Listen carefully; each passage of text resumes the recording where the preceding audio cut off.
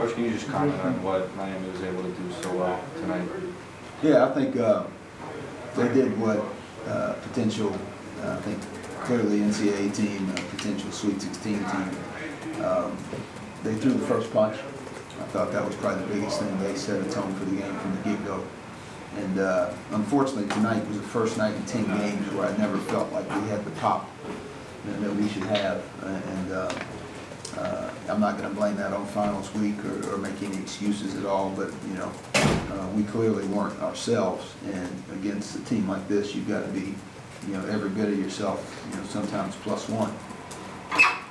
It's just a case that they got off to a fast start, and you guys just never really seemed to get back into it. Yeah, I thought we just you know, the first half it was you know, we made a couple of tough decisions. And we wanted to make a play so badly that we ended up, you know, making a little bit of a bad choice in terms of not going for the last shot of the half. And so I thought that one, you know, probably deflated us a little bit. And you know, when you have a chance to go from being down 9 or 8 to, you know, stay at 11. And so I thought that took the steam out of us a little bit. But what happens is when games get going like that, you know, I see where guys are coming from. I mean, one guy really wants to get the momentum going himself, and unfortunately, you know, we weren't able to pick it back up in the second half. They're a great team. Give them a lot of credit. Alan, can you talk about their interior defense with all those blocks and they just kept, I guess, sending big guy after big guy? Yeah, no, they're a very long team. I mean, I think they're 37, 38% field goal percentage defense coming in, and because of their rotation, you know, playing 8 guys, they're not a team that overly extends themselves. They tend to let you come to them in terms of whether it's either through penetration or driving the ball. And when you drive to the rim, there tends to be sometimes 3 guys almost standing right across the front of the rim. So they don't want to give you a direct layup. And they force you to play in the mid-range a little bit. And they force you to make some perimeter shots. And they force you to finish against their contact around the rim. So I think that's one thing, because of their size and length, that you know, they have a chance to go very far, you know, with that type of length across the front line. What kind of impresses you about them, say, from last year? Because they won at your place, but what do you see? Just an extra year of maturity? Yeah, I think they're more balanced, clearly older. You know, when you have 4 seniors in your starting lineup, that's impressive.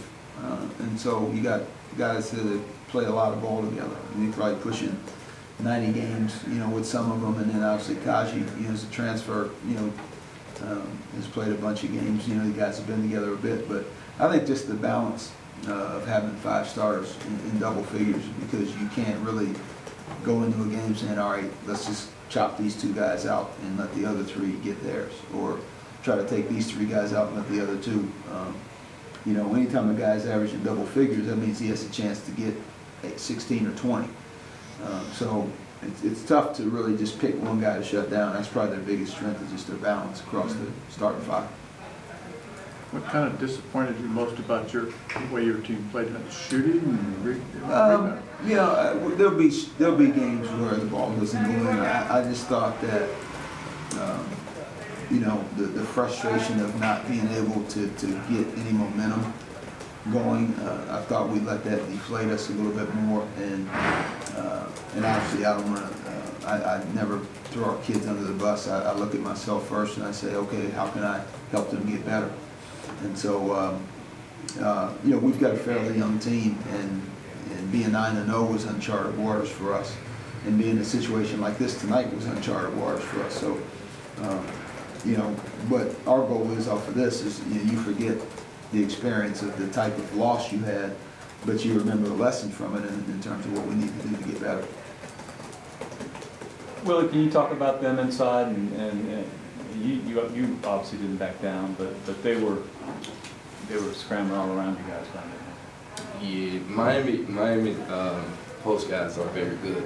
I give them credit, but I just say, you know, we didn't play, like Coach said, we didn't play Charlotte basketball. I think tonight, you know, we came out a little bit soft. We didn't come out with the intensity like the other 9 games that we came out and played. Willie, what's the experience from this? You know, obviously, major conference team, ACC team, or what do you gain out of this going forward? Well, I think we gain, you know, to look, come in a game and attack everything. Take everybody like, you know, they trying to steal something from you. So that's what I learned from this game. There was a couple times, I guess early in the second half or midway, when you guys made a little bit of a run. What were they doing to stretch it back out? I think each time we tried to go on a little bit of run, they went right back inside and tried to, you know, create either a bucket or a foul or something to try to maybe stop that momentum. You know, I liked where we were sitting at 52-39 there, and then unfortunately I think it ended up being like an 11-0 run. I think we might have committed a foul coming right out of that timeout.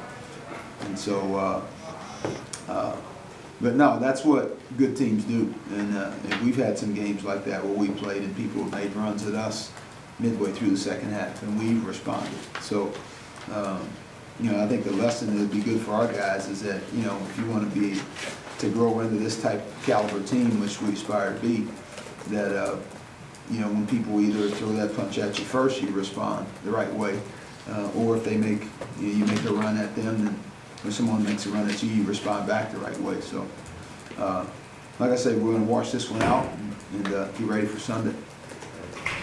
One more quick thing. Yes, sir. What do you see in Shane Larkin? What do you think he's added to their ball club? He just gives them a point guard that can kind of make a lot of different plays. I mean, he can make threes off the dribble. He's a good pick and roll player, which they do a lot of. You know, he complements the other guys because he can shoot the basketball. So you have Scott, who's a driver, you know, although he made 2 threes tonight. A guy like Scott, you know, Larkin can make plays off other people, or he can make plays for other people. And so he just gives them kind of a quarterback mentality out there. And they all complement each other very well. I mean, you have 2 3-point shooters, a driver, a 4-man who can stretch and make threes, and you got a big guy around the rim that can finish. So they got the pieces that they have are good. Good.